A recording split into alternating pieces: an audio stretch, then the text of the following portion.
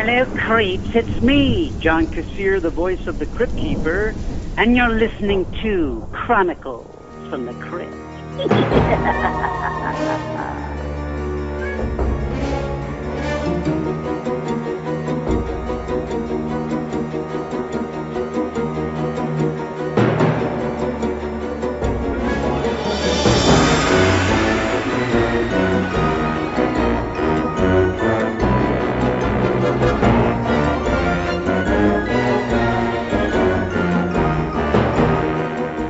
Hello there, I'm Casualty Chris. And this is Father Malone. And we are the hosts of Chronicles from the Crypt, a twice-a-month look at the cult horror classic Tales from the Crypt that originally aired on HBO from 1989 to 1996. Now, on each podcast, we're going to be taking a look at 2 episodes of the HBO television series based on the 1950s EC comics. And along the way, we're going to do some bonus episodes about some other tangentially related Tales materials, as well as some other spin-off series and a children's show at some point. And a game show at one point. And a game show. Because that's a thing that needs to be uttered in the same sentence as Tales from the Crypt. If you didn't get a chance to check out our last episode, we actually did our first bonus episode where we talked about 1972's Amicus production of Tales from the Crypt. Really good. Almost better than some of the first season episodes, which shouldn't be surprising. It still is, however. It's definitely better than maybe some of the episodes we've been watching recently. Oof, boy, isn't that the truth. We're going to kick right off with Season 2's Episode 1 and 2. We'll let the Crypt Keeper do the intro, and we'll talk about the episode when we get back. I look into the future, my darlings, and for you I see something grotesque. It will sicken and disgust you. It's me! Tonight's tale is a sickening stab at suspense about a gold digger who wanted big bucks to buy baubles and bangles. Look out, Cathy. I see you just might buy the big one. Right, the first episode we're going to be talking about is Episode 1 of Season 2. That episode is Dead Right. It aired April 21st, 1990. It's directed by Howard Deutsch, who you might recognize that name because he directed Only Sin Deep last season. This episode is written by Andy Wolk. It stars Demi Moore, Jeffrey Tambor, and Natalja Nogalich. I'm sure I butchered that. Sorry. And the episode centers around Demi Moore as a gold digger who visits a medium and finds out she will meet a man who will inherit a lot of money and die in a violent way. And then she meets that Jeffrey Tambor, a fat piece of shit, who ends up going on a twisted marriage murder journey together. And boy, it is a bad episode. Just bury the lead right there. Bury the lead. It is a god-awful episode. I don't know that it's that bad. There's a lot that I really liked about it, but it's certainly not one of the better ones. I think it definitely could have been improved by when we spoke about Only Sin Deep. I think this episode definitely could have been improved by having someone else play Demi Moore's character. Yeah, we talked about swapping the Only Sin Deep actresses and having Leah Thompson here and Demi Moore there. I do think Demi Moore would have been better in Only Sin Deep, but I don't know that Leah Thompson would have delivered in this episode either. I actually think Demi Moore's really good in this episode. It's interesting to see another piece directed by Howard Deutsch so soon. You know, when we talked about Only Sin Deep, like I think most people only know him from his John Hughes movies. He did Pretty in Pink and he did Some Kind of Wonderful, which in my opinion, those are the best John Hughes movies. And I actually think he's a really good director and rather underrated. And I think he does a really good job here. This is a period piece, we should point out. This takes place in the 1950s. I think it's like 1955 or something.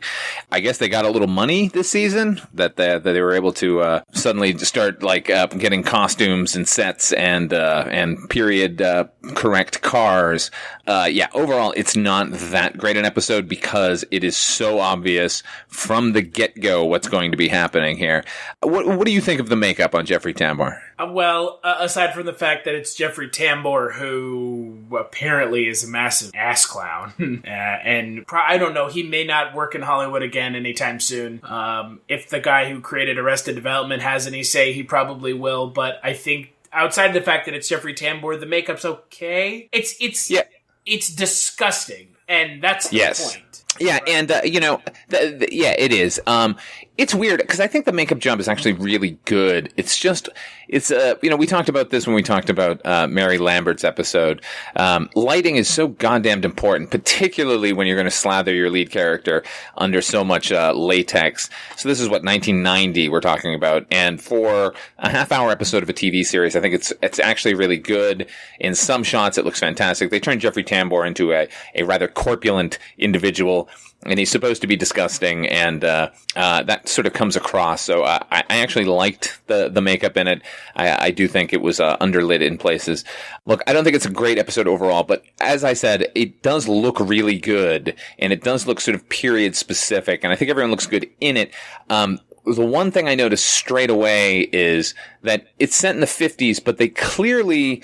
The composer decided to do everything on a synthesizer. So it sounds like a mid-80s, cheapy, Cinemax movie, which was driving me crazy from the opening frame.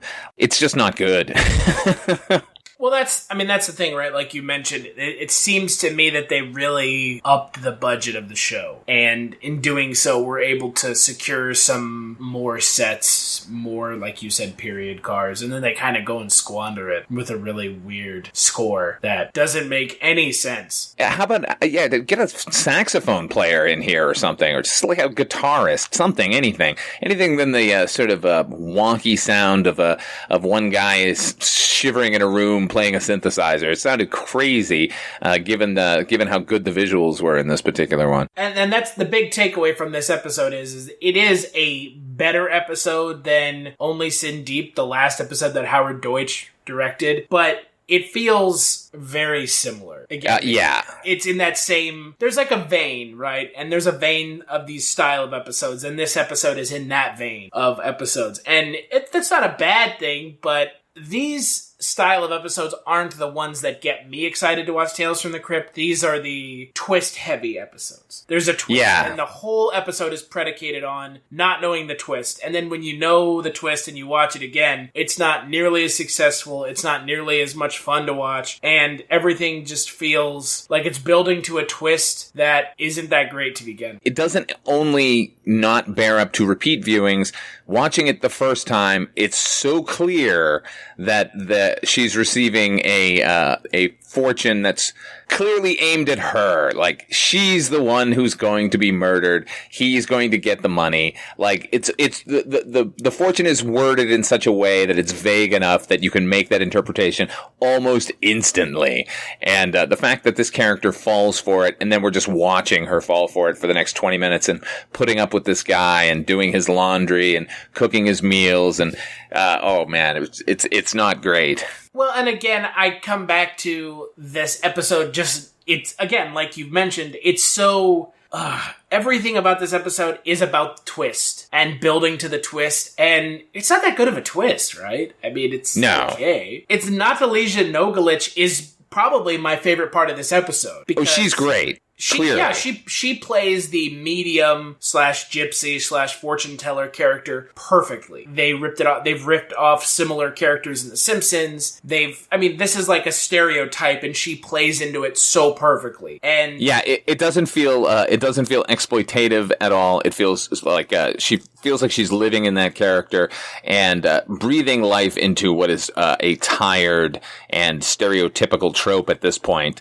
But she does manage to elevate it, which is nice, and she's playful in ways that the episode is not otherwise. And this one kind of cries out for a playfulness because it's so kind of heavy. Because Demi Moore's character is such an ass, and Jeffrey Tambor's character is just it's a little much. Right. I mean, it's so over the top in a way that it doesn't even. It's not funny even, and that's kind of like you said, that's kind of what this episode is missing, is some humor or something, because it's like he's just fat and he's just fat and he's gross. There's not a whole lot of depth or interesting character development to that. And we've seen them do character development. I mean, go back to the first episode of the show. Character development all over the place. Yeah, I mean, they're both reprehensible characters, so it's not like we're rooting for anybody in this case. I guess we're rooting for Madame Vorka, the fortune teller, who is kind of delighting in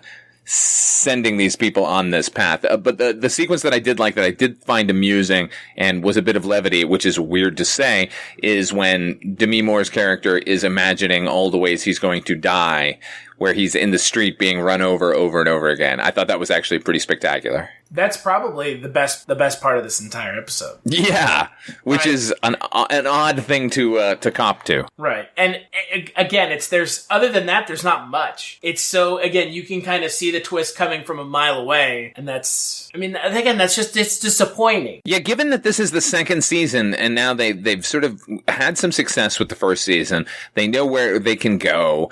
And now I'm sure you read the comic as well. Right, I did. Yeah, which it's almost word for word. It's just the same thing. Like, it kind of baffles me by this point that they're not allowing their writers to stretch out and take it in different directions. Like, I don't know. Again, it's, this isn't high literature. This is a comic that was aimed at children effectively back in the day. So, for a 12-year-old to read this comic, then that twist might have been spectacular, but this is not a show for 12-year-olds, although, everyone was pretty young when they were watching it. It seems to lack, a lot of these episodes seem to lack any innovation, and that's kind of a drag. I think in this case, maybe Howard Deutsch read the script and was just like, can we just make this a period piece so I can at least have some fun, with neat 50s hairdos and settings. That's the only way I can see him justifying doing it. Well, and again, the reason I said that this episode is horrible is because this is the lead-off episode for season 2. This is the intro episode for the second season of the show. Compare it to the lead-off pilot, effectively, for the show, and it's like night and day. It's odd overall. Right. Why this episode? Of all the episodes, why this one? This is how you want to open the season, is with this kind of wet fart? I mean, it's just kind of a dud. Yeah, it's especially galling considering by episode 3 we have Walter Hill return. I mean, we're going to talk about it when we get to it, but it is a massively entertaining episode that also should have. Maybe they just figured that the audience was with them at this point, and they're going to give them what they expect, or they believe they're craving, which is the sort of the kind of twisty episode. Who knows? Well, and that's the crazy thing is, again, this season has some of the best episodes of the show. Absolutely. And this is what they wanted to lead off with. Instead of leading off with, the Lance Henriksen Walter Hill episode with cutting cards, Three's a Crowd, which is a much better version of this style of episode. Even the Ventriloquist Dummy, which is a super kind of over-the-top episode. Or one of my favorite episodes, Television Terror, which is right towards the end of the season. But no, we lead off with this really middle-of-the-road episode. I guess maybe back in the 90s, not maybe, back in the 90s, Demi Moore was the hot ticket. So maybe the idea was clearly to ride the success of Demi Moore. Yeah, I think so. Considering the next episode, which, has a bit of star wattage because of who's behind the camera, at least in this case, you can show promos with Demi Moore, who was very popular around this time, 1990. That, might as well lead with a pretty girl, right? Yeah. Well, I think that's clearly what they went for. So I'm going to say skip this one. I'm going to agree with you. It isn't, I don't think it's as bad as some of the other episodes I've told you to skip, but definitely not. I wouldn't tell you to leave. If you were going to watch season 2 for the first time, I would say maybe you jump ahead a little. Get back to this one. Yeah, jump ahead a lot. 2 episodes. 2 episodes. So, speaking of the next episode, we'll let the Crypt Keeper introduce it. We'll talk about it when we get back.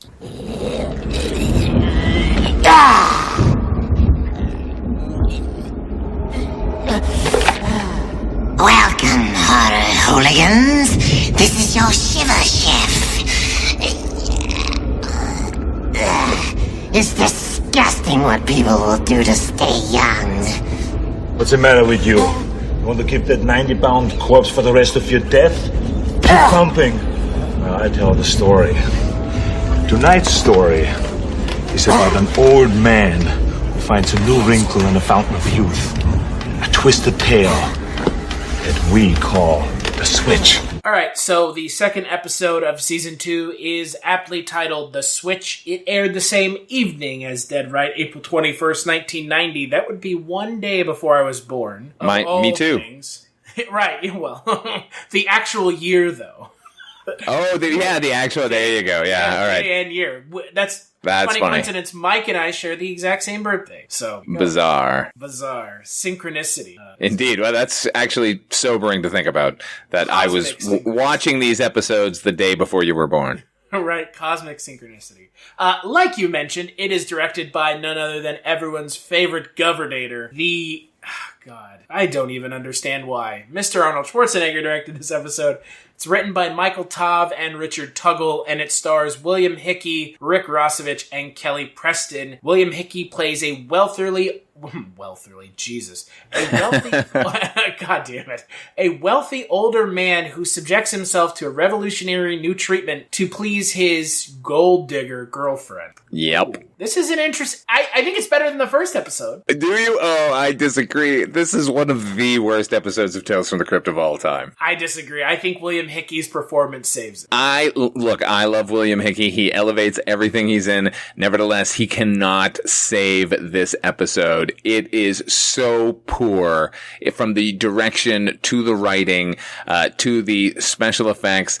The special effects are hilariously bad. Oh my god. I found very little to enjoy in this particular episode. Well, it also doesn't help that they couldn't sync up William-Hickey's voice with Rick Rossovich's mouth. Yeah. It's weird because, Rick Rossovich, for a time, he was kind of popular. I think the connection here is that he was in the original Terminator movie with Arnold Schwarzenegger. So clearly Schwarzenegger had a good time with him on that flick and cast him here. I don't know where the Kelly Preston connection comes in, but boy, she's terrible. William-Hickey is the sole salvation in this particular story.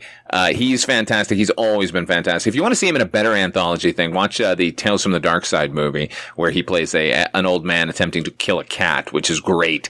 But this episode, I don't even know where to begin with how much I don't like it. From again, the score here is sort of overly treacly and earnest.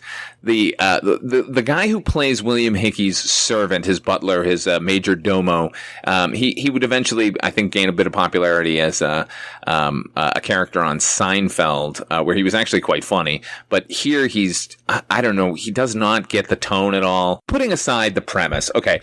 Now we said You're gonna forget that Ian Abercrombie was in Army of Darkness, really? Maybe, and I also forget his name. Yeah, that's the thing. He can be really good. And he's certainly good there, but he's in no way good here. So William-Hickey's character, he's in love with Kelly Preston, but he wants to make sure that she's in love with him and not his money, because he's a millionaire. So he pretends to be a pauper, and she basically says, no, I can't be in love with you. You're an old man. So he goes to have an experimentation done where he effectively gets another guy's head, a younger man played by Rick Rossovich, which he does. He gets a head transplant, and then she's like, yeah, but your body is still old and wrinkly. So he then has the torso changed, and then she's like, yeah, but your legs, and then he gets the legs done. Okay, putting aside the science, I'm happy to put aside the science. This is a Tales from the Crypt episode. But it's so, I don't know, man. All the characters are so dumb. And at least her character is pretty upfront. She clearly doesn't want to be with this guy. And then we've got another twist here that she actually did just want the money, and that would have been good enough for him. I don't know, man. You seem to like it more than me. Why don't you sing its praises? Well, I didn't say it was amazing, but I said that it was better than the first episode of the season. Which, is, world's tallest midget. Right, not saying much, unfortunately, for the episode. It's stupid. It's stupid fun in a way. Roy Brocksmith is great as a Dr. Frankenstein-esque character, so that kind of salvages it. I don't know. Maybe I just think it's funny to see William-Hickey in Tales from the Crypt and essentially being sidelined and given almost nothing to do. It's just he's essentially sidelined from the get-go and given nothing to do. It's his voice. It might as well have just been ADR William-Hickey, because that's all this episode amounts to. True, but there is one sequence where, it's when he's gotten the first transplant done where they've de-aged him kind of. They've actually, it is William-Hickey under like a pound of latex where they've tried to make him look younger. And the idea is that his face hasn't settled down. It hasn't, like, the swelling hasn't gone down. That to me was great. My girl Jess actually pointed this out. Like, it's so, you watch movies and TV shows where they age characters, where they'll take a younger actor and then put old age makeup on them.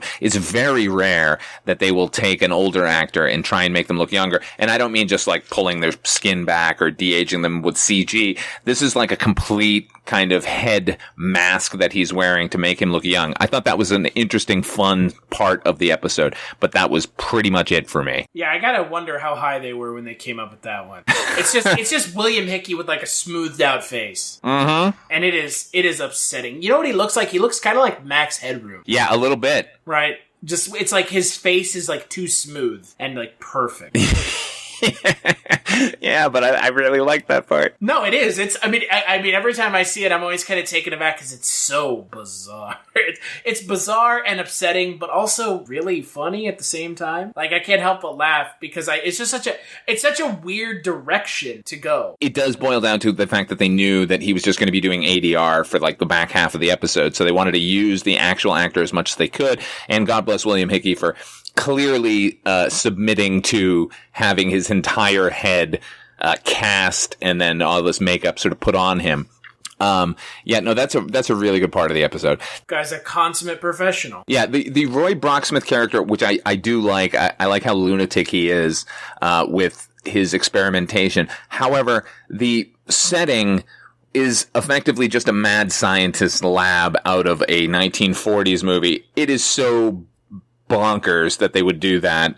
It doesn't add anything to it. It all looks like a set. It's like the soundtrack in Dead Right, and in this episode, it's like the tones don't match. It makes no sense. No, not at all. I will point out one thing, that this is officially the first episode of the television series Tales from the Crypt that is based on a Tales from the Crypt comic. Everything else has been based on Haunt of Fear or Vault of Horror, or even The Witch's Cauldron. So kudos for them to finally find an episode, or rather a story from Tales from the Crypt that they felt was worthy of adapting. Unfortunately, it is one of my least favorite episodes of the series. I think we'd be remiss if we didn't talk about Schwarzenegger. Shall we? I mean, I don't think he's terrible. I don't think his direction is terrible. I kind of do. I mean, is it any worse than Mary Lambert? No, in many ways it's a step up from Mary Lambert. However, which is disappointing in a way. In a lot of ways. A lot of ways that this bodybuilder turned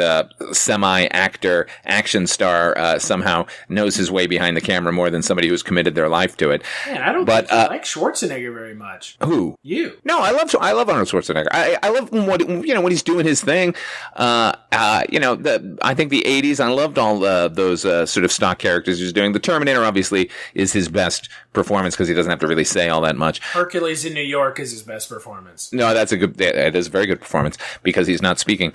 Because it's all ADR. Yeah, it's all ADR. No, look, that guy is charming as hell. There's sort of no question about it. Like, you watch him in anything, and I mean, look, go back and watch Pumping Iron. He is phenomenal in that, just being himself. Well, go watch the intro to this episode. I mean, there's a reason he's in the intro to the episode. He's a magnetic personality. There's no question about that. There's few times that I don't remember. This is one of the only ones that sticks out to me is when they had someone on screen opposite the Crypt Keeper. It's certainly the first time they did it. I can't remember too many times other than, they had a mummy show up at one point played by Bill Sadler. Hold on. I'm talking about actors not in makeup. Oh, okay. Like an actual human being showing up and suddenly like, hey, it's me, your old pal, Arnold Schwarzenegger. We want to pump you up. And he kills him at the end of the bookend. Right. You can't go wrong there. Clearly, Schwarzenegger had a working relationship with Joel Silver, who produced Commando, and I think a couple of his other movies. Joel Silver was the action king of the 1980s. He produced the Die Hard movies. So, that's how he got involved. No question about it. And there is a lot to like about it. I do think that sequence that I was talking about where they're actually doing the transplant, where it's supposed to be they've gone ahead and made it look like a mad scientist lab. However, the direction and editing in that scene are so lackluster. It's just like they just keep showing these sort of dialysis machines spinning over and over again. Like they keep cutting back to that. I thought, like, well, there's just no forethought to it. It was, I can only imagine him directing and just like, oh, shoot that thing that's spinning. Now cut back to that. Like over and over again. Like, I don't know. It's an okay episode. The twist is boring. The performances other than William-Hickey are off the chart poor, including Rick Rossovich, who can't even seem to mime dialogue that William-Hickey's speaking off screen. Well, I don't know. I do not like this episode. Yeah, it's not a good episode, but I think it's a fun episode, and I don't know, sitting here talking about it, I mean, I'm not going to watch it again anytime soon, so maybe that's the overall bar and kind of measuring stick, right? I'd go back and watch The Man Who Was Death anytime, but this episode, not so much. I remember from watching it, 28 years ago when I watched it the first time. I just remember the shot where he has now the torso and the head, but he hasn't gotten the legs yet, and they're at the beach, and he's behind a cabana's batwing doors, and they clearly have the spindly legs and the upper torso, and they kind of pan up to it. And I just remember, even at the time as a 17-year-old, thinking like, wow, that is cheap. and it is cheap, and that's, again, I think that's one of the bigger problems with this episode, is that it's like they took all these weird shortcuts that they didn't have to. Lackluster in almost every way. I guess they blew their budget on Dead Right. That's what it is. Yeah, but they needed to make up their money somehow with this one, so let's keep it cheap and simple. And hey, don't forget, Mark Pellegrino is in this episode as well, who plays the devil on Supernatural. He's one of the thugs at the end of the episode. That's true. Yeah, Mark Pellegrino. Yeah, he is. He's Lucifer on Supernatural. He was one of the two thugs at the beginning of Big Lebowski, the rug pissers, and he was Jacob on Lost. He's a really good actor. Like, it's interesting to always see a new talent in like, even as brief as it was. He was also on Dexter. He was. Yeah, he was Rita's ex-husband, or ex-con ex-husband. Yes. That's what I always remember him from. And I don't watch Supernatural anymore, but apparently he's like back on the show. Evidently, I don't know. I watched that show pretty hardcore for a while. I liked it when it was a Monster of the Week type show, and then once it became all angelic, I kind of checked out. Well, hey man, you know what they say, if you can make 15 seasons of a show, I mean, wouldn't you? Yeah. Oh, yeah. Hey man, God bless them. I love all of those people. Misha Collins, Jared Padalecki, and Jensen Ackles, they never have to work again. And to be honest, having seen them in the other stuff they've been in, I don't think they should. Well, I will probably agree with you about Jared Padalecki, but what's his name? Jensen Ackles, I think is a charming fellow. I think he could be in other things. So he was in that remake of My Bloody Valentine. I thought he was actually really good in that. You didn't like Jared Padalecki in the Friday the 13th reboot? I like that movie, and he's okay in it. Like, he carries it as well as anyone could have, I suppose, but it wasn't like he was so magnetic that I could not stop watching. It's not like when he was in that House of Wax movie, and he's, just dies. Yeah, he's okay. I mean, what can I say? That show plays to their strengths. Let's put it that way. Absolutely. The writers on that show figured out who those guys were and definitely cater to them. Yeah. Well, back to Tales from the Crypt. I'm assuming you'd say skip this episode. I skip it hard, man. This isn't even a someday when you have nothing better to do, watch the episode. I'm saying don't watch this episode. That's a definitive skip right there. Well, for me, it's a soft watch. It's not great, but it's kind of stupid fun, and you get to see, maybe just watch the bookends, because you get Arnold Schwarzenegger with the Crypt Keeper, and then at the end he kills him, so... Yeah, there you go. That's kind of goofy. Next episode, we're going to be talking about Season 2, Episode 3 and 4, Cutting Cards, one of the best episodes of the show. Walter Hill's return to form. You got Lance Henriksen, who is always fantastic. We'll have an interview with Lance Henriksen next episode. And we're also going to be talking about Till Death. I would say an underrated episode. That episode's a lot of fun. I like that episode, too. It's a lot of fun. It's definitely a stylistic change from the last 3 episodes. Which is good. Bring on the supernatural, I say. Yes, because the first 3 episodes of Season 2 are not supernatural at all. So I am right there with you. Outside of Chronicles from the Crypt, where can people find you, Father? They can always find me on YouTube. I have a show called You've Never Seen.